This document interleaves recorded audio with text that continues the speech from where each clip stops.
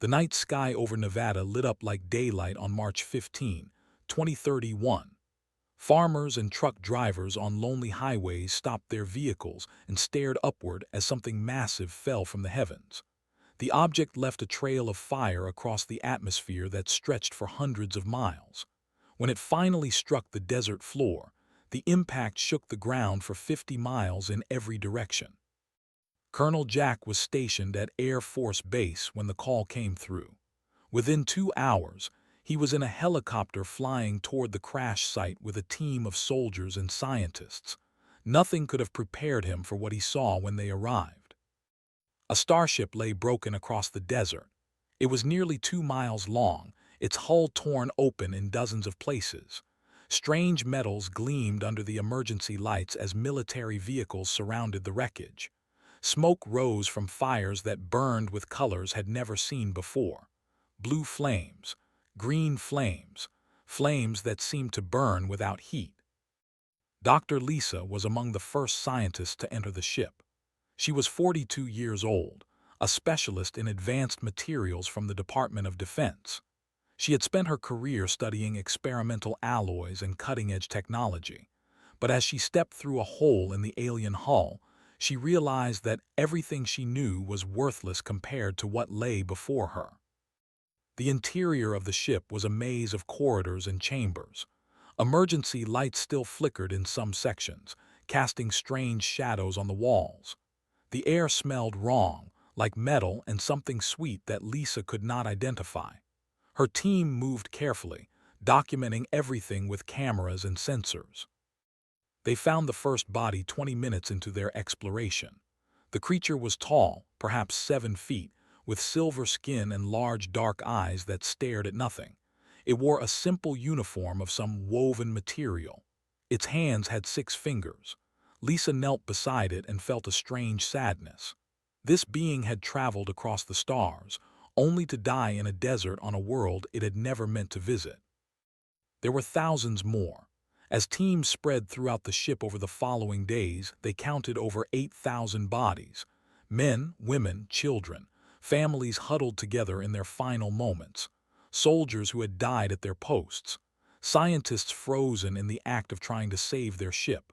Whatever had happened to these people, it had happened fast. Colonel established a perimeter around the crash site that stretched for 10 miles. The official story released to the public was a meteor impact. Media was kept away.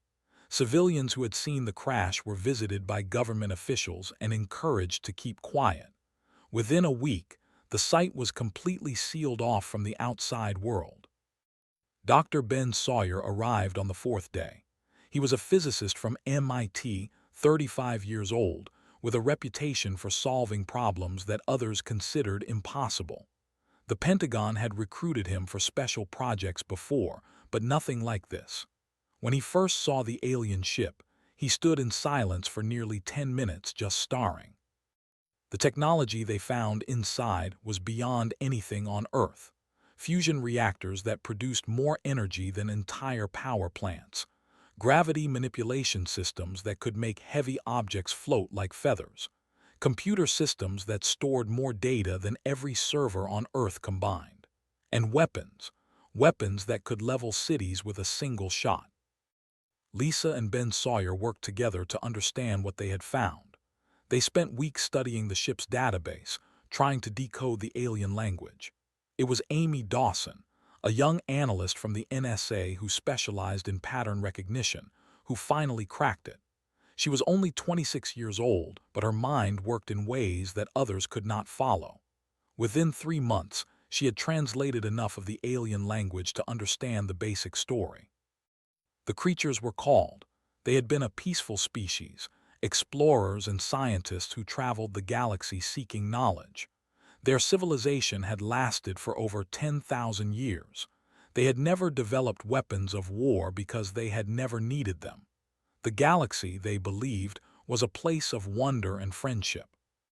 They were wrong. A species called the Dominion had found them.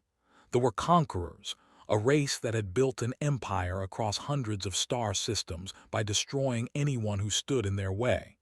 They did not negotiate. They did not offer terms. They simply erased any species they considered a threat or an inconvenience. The had tried to flee. They loaded their people onto great ships and ran for the edges of known space, hopping to find somewhere that would not follow, but they pursued them across the light years. One by one, the refugee ships were hunted down and destroyed. The ship in the Nevada desert was the last one. It had been chased for over a year, its systems failing, its population dying. When they finally caught up to them in Earth's solar system, they had nothing left. The battle was short. The ship, already damaged, took several direct hits and plunged toward the nearest planet. Earth was simply where the running ended. Amy Dawson found something else in the archives that chilled her to the bone. A warning that did not leave witnesses. Any planet that had contact with their enemies was considered contaminated. Earth had been marked. They would return to finish what they started. Colonel called a meeting with the highest levels of government. Presidents and generals and scientists gathered in a secure bunker beneath Washington. Lisa presented what they had learned. Ben Sawyer explained what the technology could do. Amy Dawson showed them the warning. The room was silent for a long time. Finally, the president spoke. She was a practical woman who had built her career on solving problems that others ran away from. She looked at the images of the dead, at the data showing the power of weapons, at the timeline that suggested they had perhaps 20 years before the enemy returned. Then she asked a simple question. Could humanity use this technology to fight back? Ben Sawyer thought about it. They had been peaceful. They had built their ships for exploration and escape, but humans were different. Humans had spent their entire history fighting. Every piece of technology they had ever created had eventually been turned into a weapon. He looked at the president and nodded. Yes, they could fight back. That night, Project Reforged was born. Every nation on Earth was brought into the secret. Old enemies became allies. Resources were pooled. The greatest minds of a generation were gathered together with a single purpose. They had left humanity a broken ship and a warning. Humanity would turn both into something they had never faced before. A species that refused to run. 15 years changed everything. By 2046, the world had been quietly transformed. Cities ran on clean fusion energy harvested from reactors designed using technology. Gravity plating allowed construction in places that had once been impossible. Space stations orbited Earth, built in secret and hidden from casual observation. The people of Earth went about their daily lives, unaware that their governments were preparing for a war that would decide the fate of their species. The Terran Compact was formed in 2038. It was a unified government that brought together every nation on Earth under a single banner. Old conflicts were set aside. Ancient hatreds were buried. For the first time in human history, the species spoke with one voice. The threat of extinction had accomplished what thousands of years of philosophy and religion could not. Captain Daniel Cole stood on the observation deck of the construction facility and watched the workers below. He was 41 years old, a career Navy officer who had commanded submarines before being recruited into the secret program. He had short brown hair, calm eyes, and a quiet confidence that made people trust him without knowing why. The facility was built inside a hollowed-out asteroid that had been moved into orbit around Earth. From the outside, it looked like just another piece of space rock. Inside, it contained the most advanced shipyard humanity had ever constructed, and in the center of that shipyard floated the USS Ascendant. The ship was beautiful in a way that made Cole's heart ache. It was half a mile long, sleek and angular, with lines that suggested speed and power. Its hull was made from an alloy that combined metals with human engineering. Its engines could push it faster than anything they had ever built, and its weapons were something entirely new. Dr. Lisa arrived at the facility that afternoon. She was 63 now, her hair white, her face lined with years of work and worry. But her eyes were still sharp, and her mind was still the fastest in any room she entered. She had dedicated the last 15 years of her life to Project Reforge, and the Ascendant was the result. She met Cole in the command center, where a holographic display showed the ship in perfect detail. Ben Sawyer was there too, older but still driven by the same fierce intelligence that had made him famous. Amy Dawson stood beside him, no longer the young analyst who had cracked the language, but a seasoned intelligence officer who understood the enemy better than anyone alive. Lisa activated the display and showed them the Ascendant's main weapon. The had built defensive systems, shields and barriers designed to protect their ships from harm. Human engineers had studied those systems for years. Then they had inverted them. The result was called the Fury Lance. Instead of spreading energy outward to create a shield, it focused energy inward to create a beam of concentrated destruction. The power output was beyond anything they had imagined. In tests, the Fury Lance had vaporized asteroids the size of mountains. Lisa believed it could crack the crust of a planet if fired at full power. Cole listened to the briefing in silence. He understood what he was being given. Not just a ship, but a responsibility. The Ascendant was humanity's best hope, and he would be the one to command it. Director Sam Griffin of the Terran Compact arrived the next day to formally assign Cole to his command. Griffin was a politician, a careful man who weighed every decision against its consequences. He had silver hair and a politician's smile, but beneath that surface was a mind as sharp as any scientist or soldier. He shook Cole's hand and told him that the future of humanity rested on his shoulders. Cole assembled his crew over the following months. Lieutenant Price became his tactical officer. She was 32, brilliant and aggressive, with a gift for seeing patterns in chaos. Lieutenant Chris was assigned as chief pilot, a young man of 28 whose reflexes and spatial awareness were beyond normal human limits. Chief Engineer Nick Palmer was a gruff veteran of 50 who understood machines the way some people understood music. Medical Officer Diana rounded out the senior staff, a calm woman whose job was to keep the crew healthy in body and mind. They trained together for a year. Simulations ran day and night. The crew learned every system on the ship. They practiced battle drills until they could execute them in their sleep. They became a family, bound together by shared purpose and the knowledge that they would likely die together. In early 2047, the long-range sensors detected something. The Terran Compact had placed monitoring stations at the edge of the solar system, hidden among the ice and rocks beyond Neptune. These stations watched the darkness between stars, waiting for any sign of approach. On February 3rd, one of those stations picked up an energy signature that matched technology. A scout ship had arrived. It was small, perhaps 100 meters long, and it moved slowly through the outer system. It was scanning everything, mapping the planets, measuring the energy outputs from Earth. It was gathering information. Price wanted to destroy it immediately. She argued that allowing the scout to report back would bring the full might of the down on them before they were ready. Her tactical instincts screamed for action. But Director Griffin had a different view. He understood something that the military officers did not. They were arrogant. They had conquered hundreds of worlds. They expected Earth to be easy prey just like they had been. If the scout returned with information about a single human warship, they would send a fleet large enough to crush it. But they would not send their full strength. Not for one ship.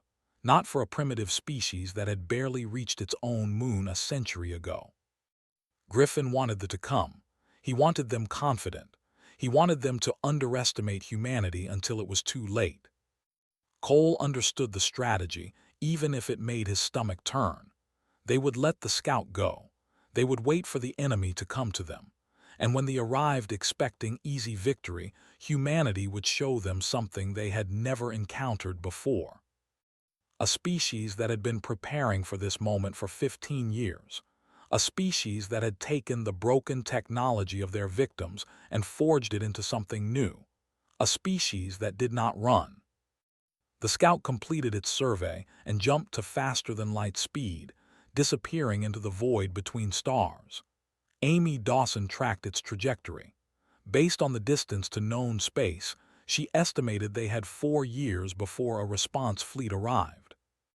4 years to finish building, 4 years to train, 4 years to prepare for the fight that would determine whether humanity lived or died. In the shipyard, work continued around the clock. The Ascendant was completed. Sister ships began construction. Weapons were manufactured. Crews were trained. On Earth, billions of people lived their lives without knowing what was coming. They raised families and built careers and dreamed of futures they might never see. Above them, hidden in the darkness of space, their protectors worked in silence. The clock was ticking, the enemy was coming, and humanity was ready to meet them. They arrived on a cold morning in January 2051. 40 warships dropped out of faster-than-light travel near the orbit of Jupiter.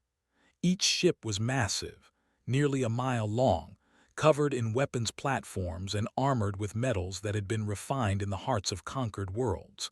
They moved in perfect formation, a wall of destruction that had crushed civilizations across the galaxy. The commander was named. He was old by the standards of his species, a veteran of 30 campaigns against lesser races. He had personally overseen the extinction of 4 species and the enslavement of a dozen more. When his sensors showed him the blue planet called Earth, he felt nothing but contempt. These creatures had barely discovered fire when they were already building their empire. They would be erased in a matter of hours. Broadcast a message to Earth. His translators had learned the dominant languages from the scout ship's data. The message was simple: surrender or be erased. There would be no negotiation. There would be no mercy. The humans had 24 hours to respond. The Terran Compact responded with silence. Captain Daniel Cole received his orders aboard the USS Ascendant. He was to take his ship out to meet the enemy near Mars. He would be alone. The other human ships would remain hidden in the asteroid belt, waiting for his signal. It was a gamble that made every instinct in his body scream, but he trusted the plan. The Ascendant left Earth orbit and accelerated toward the enemy fleet. As it moved through space, Cole addressed his crew. He told them that they were about to face the greatest test any human had ever faced. He told them that the enemy was powerful and arrogant. He told them that every person on Earth was counting on them. And he told them that he had never been more proud to serve with anyone in his life. The crew listened in silence. Then they went to their stations and prepared for battle. Watched the single human ship approach with amusement. His officers laughed at the sight. 1 ship against 40. These creatures were either brave or stupid, probably both. Ordered his forward vessels to destroy the human craft as a demonstration of power. 10 warships broke formation and advanced toward the Ascendant. Their weapons charged with energy that could vaporize asteroids. Their targeting systems locked onto the small human vessel. The first shots were fired. And then something unexpected happened. The Ascendant moved. It moved in ways that no ship had ever seen could move. It twisted and spun through space, dodging weapons fire that should have been impossible to avoid. The human vessel seemed to anticipate every shot before it was fired. It danced through a field of destruction without taking a single hit. Chris sat at the pilot's station, his hands moving across the controls with impossible speed. The Ascendant's maneuvering systems had been designed for human reflexes, not ones. Where they had been careful and methodical, humans were aggressive and unpredictable. The acceleration forces would have killed any crew. But the Ascendant's crew had been selected for their ability to withstand punishment that would break normal people. Price tracked the enemy ships on her tactical display. She identified the lead vessel and calculated firing solutions. Her voice was calm as she reported targets to Cole. Cole gave the order, fire. The Fury Lance activated for the first time in combat. A beam of concentrated energy shot across space and struck the lead warship. The vessel did not explode. It simply ceased to exist. The beam continued through it and struck the ship behind it, gutting it from bow to stern. The third ship in line lost its entire forward section before the beam finally dissipated. 3 ships, 1 shot, felt something he had not experienced in a very long time: fear. Cole did not give the enemy time to recover. He ordered to attack. The Ascendant dove into the formation of advancing ships, weapons firing in all directions. Human missiles, designed to penetrate shields, launched in waves. Point defense systems cut down enemy fighters. The Fury Lance fired again and again, each shot tearing through armor like paper. In the asteroid belt, Commander Laura watched the battle on her sensors. She was 45 years old, a surface warfare officer who had transitioned to space combat when the program began. She commanded a squadron of 30 missile frigates, smaller ships that had been hiding among the rocks. When Cole sent the signal, she gave the order to attack. The frigates emerged from the asteroids like wolves from the shadows. They launched coordinated volleys of missiles at the fleet. Ben Sawyer's weapons teams had spent years studying every fragment of technology recovered from the wreck. They knew where the enemy ships were vulnerable. They knew how to kill them.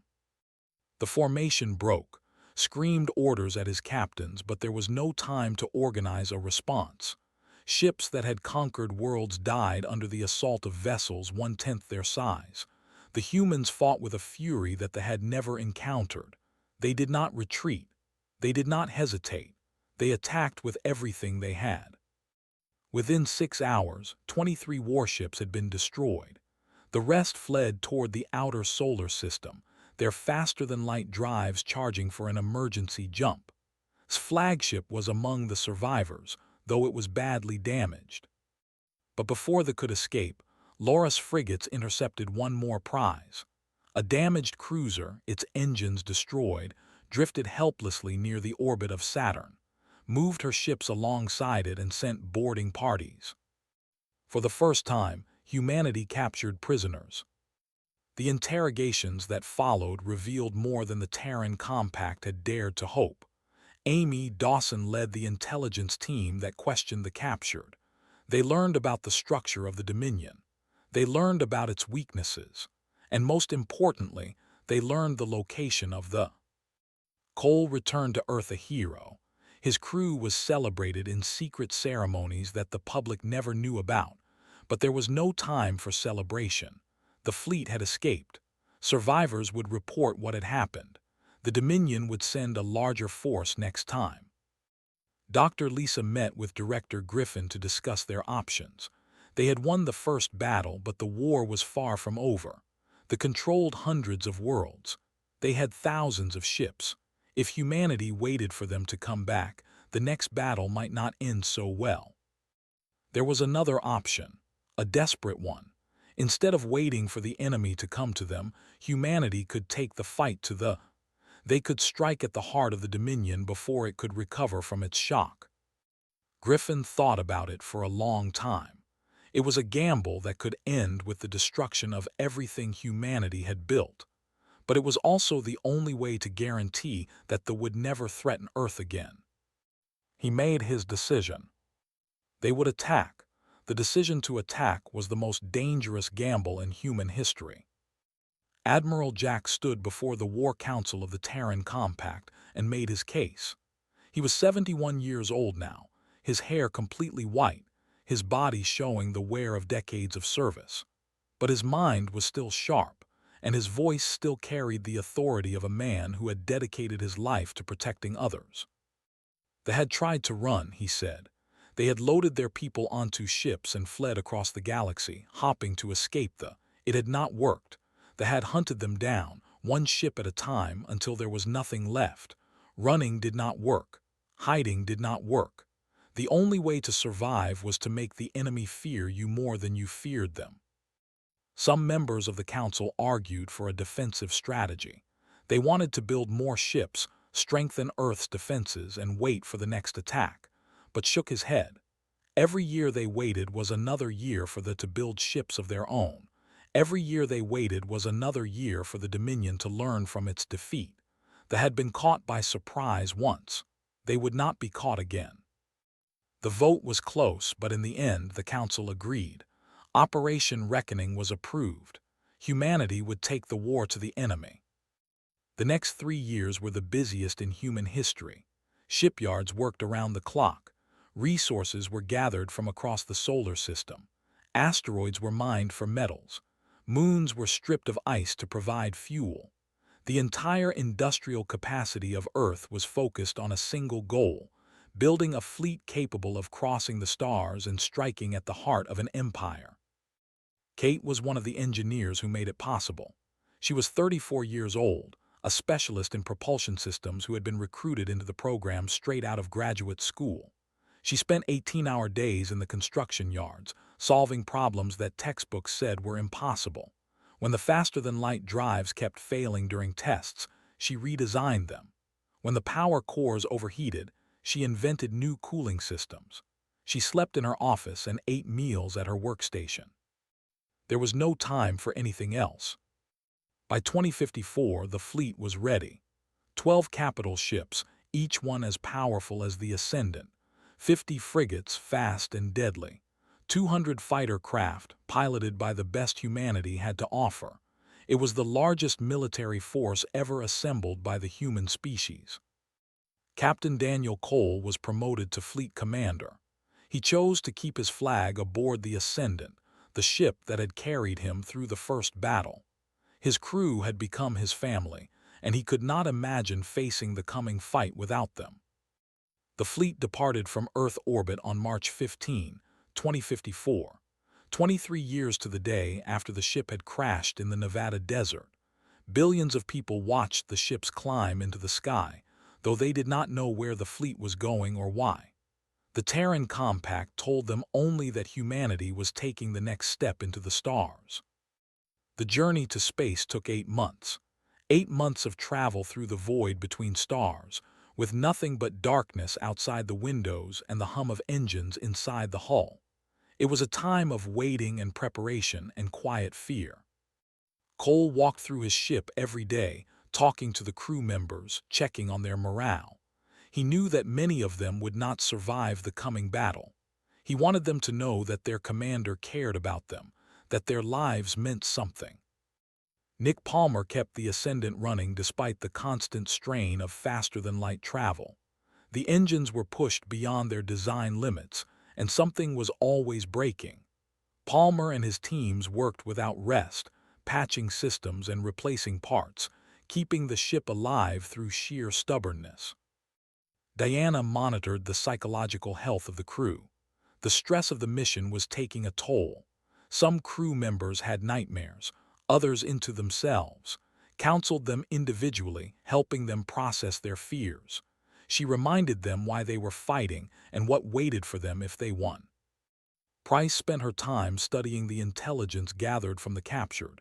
She memorized the layout of warships. She analyzed their tactics. She developed counter-strategies for every scenario she could imagine. When the battle came, she would be ready. Chris trained with the fighter pilots, flying simulation after simulation until they could execute attack patterns in their sleep. He pushed them hard, because he knew that hesitation in combat meant death. Some of the younger pilots resented his methods.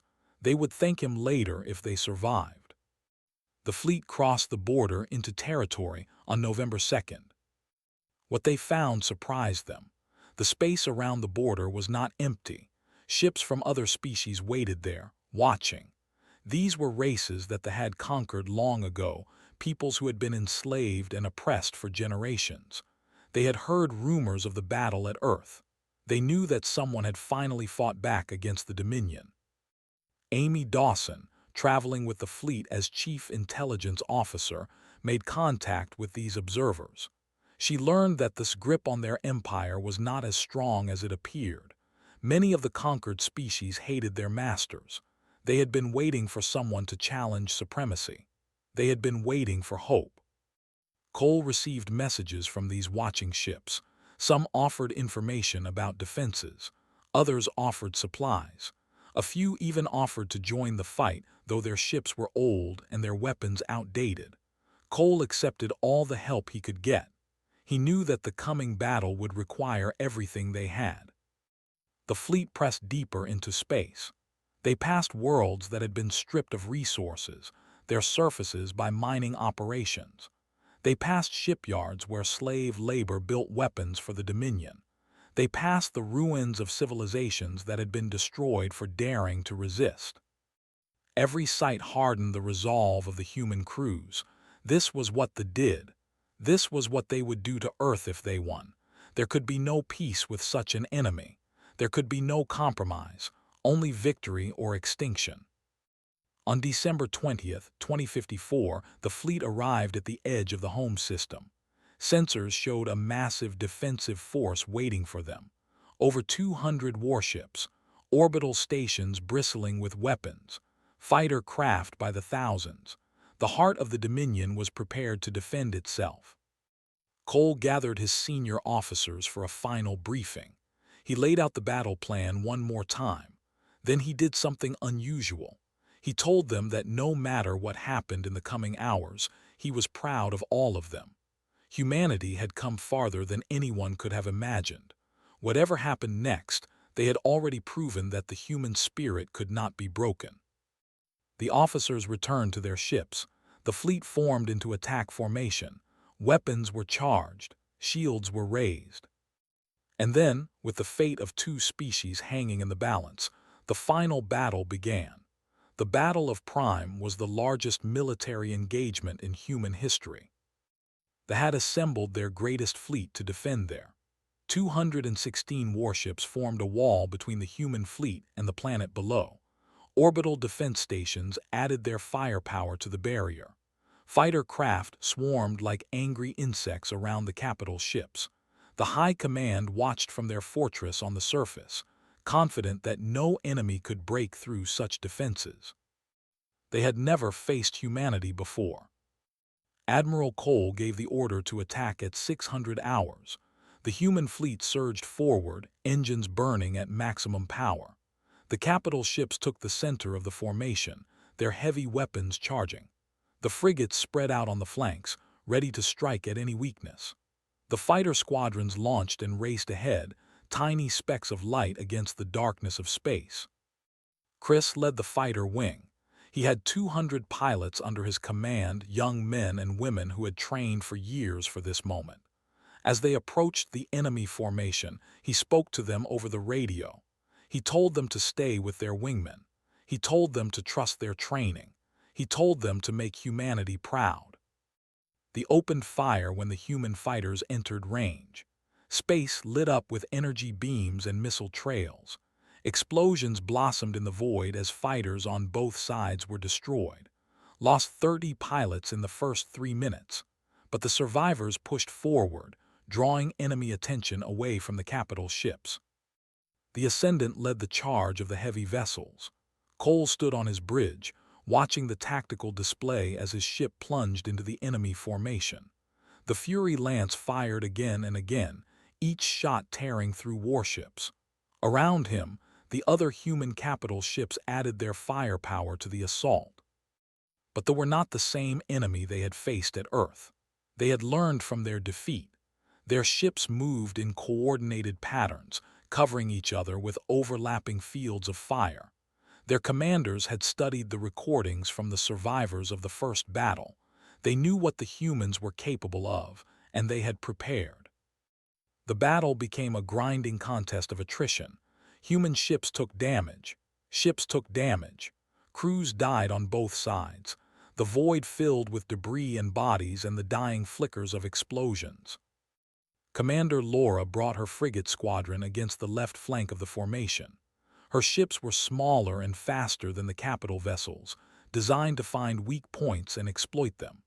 She found a gap in the enemy line, a place where 2 ships had been destroyed and not replaced. She drove her frigates through that gap and struck at the enemy from behind. The formation wavered. Attack had disrupted their coordination. Cole saw the opportunity and ordered all ships to focus fire on the center of the enemy line. The combined firepower of the human fleet hammered a single point until it broke. The line split in 2. Human ships poured through the gap heading for the planet below. The orbital defense stations opened fire, but there were too many targets for them to stop. Some human ships were destroyed, others were damaged, but enough made it through. The Ascendant descended toward Prime. Cole looked at the planet on his. It was a world, its surface covered with cities and military installations. Billions of lived below. Cole felt the weight of what he was about to do. But he remembered the 8,000 bodies in the crashed ship. He remembered the warning that Amy Dawson had found in the archives. They did not leave witnesses. They would have done to Earth what they had done to so many other worlds. This was not genocide. This was justice. Cole ordered the Fury Lance aimed at the largest military installation on the planet. It was a sprawling complex that served as the headquarters of the military, the seat of the power that had terrorized the galaxy for centuries. He gave Price the authority to fire. Price hesitated for just a moment. She thought about all the lives that were about to end. Then she thought about all the lives that would be saved if they were stopped. She pressed the firing control. The Fury Lance struck the surface of Prime. The installation and everything for 100 miles around it was reduced to molten glass. A column of fire rose from the planet, visible from orbit. The High Command ceased to exist in an instant. The effect was immediate. Ships began to break off their attacks. Some tried to flee. Others simply stopped fighting, their crews stunned by the destruction of their leadership. The human fleet did not pursue the runners. Cole had made his point. Within hours, a message came from the planet's surface. The remaining authorities wanted to surrender. They would accept any terms the humans demanded. Cole broadcast a response that was heard on every world in the former Dominion. Humanity had not come to conquer. They had not come to enslave. They had come to ensure that what happened to them would never happen to anyone again. The Dominion was finished. Its conquered peoples were free, and any species that tried to build another empire of terror would face the same fate. The galaxy heard. The galaxy remembered. In the aftermath of the battle, the human fleet regrouped. They had lost 4 capital ships and 18 frigates. 63 fighter pilots had died in combat. Thousands of crew members had been killed or wounded. The cost of victory was high. But they had won. Dr. Lisa watched the final battle from Earth through a quantum communication relay. She was 71 years old, and she had dedicated the last 23 years of her life to this moment. When they surrendered, she wept, not from joy, but from relief. The nightmare that had begun in a Nevada desert was finally over. Ben Sawyer stood beside her. He had given his best years to turning technology into human weapons. He had always known this day might come. Now that it had, he felt a strange emptiness. The work that had defined his life was complete. He would have to find a new purpose. 1 year later, Earth hosted the first Galactic Accord. Representatives from dozens of species gathered to establish a new order for the galaxy.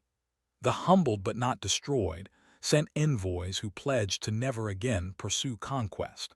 The formerly enslaved peoples celebrated their freedom and began the long process of rebuilding their civilizations. Amy Dawson served as humanity's ambassador to the Accord. She was the woman who had first translated the language, who had discovered the warning that had saved humanity. Now, she helped write the laws that would govern relations between species. She made sure that the memory of the was preserved, honored as the innocent victims whose tragedy had given humanity the means to survive. Admiral Cole retired from active service after the war. He had done what was asked of him. He had led humanity through its greatest crisis. Now he wanted nothing more than to rest. He settled on a small farm in Kansas, far from the stars he had traveled, and spent his remaining years in peace. Nick Palmer returned to engineering, teaching a new generation how to build and maintain starships. Diana opened a clinic for veterans struggling with the memories of combat. Chris became the commander of Earth's defense forces, training pilots who would protect the planet for generations to come. Price accepted a position at the intelligence agency, using her tactical mind to anticipate threats before they developed. The broken starship that had crashed in Nevada became a museum. Millions of visitors walked through its corridors, seeing where the had lived and died. A memorial was built beside the wreckage, listing the names of every who had perished there. Humanity had been saved by strangers who never knew they were saving anyone. The least humanity could do was remember them. The stars were no longer silent. Humanity had taken its place among the peoples of the galaxy. They had proven that they would not run, would not hide, would not surrender. They had taken a broken ship and a warning of doom and transformed them into victory. They had come to Earth as refugees, fleeing enemies they could not defeat. They had died in a desert, the last of their kind, but their legacy lived on. In the end, they had not saved just themselves. They had saved an entire species that had not yet earned the right to reach the stars. Humanity would never forget that gift, and they would spend the rest of their history making sure that no one else ever suffered as they had suffered. The galaxy was watching, and humanity was just getting started.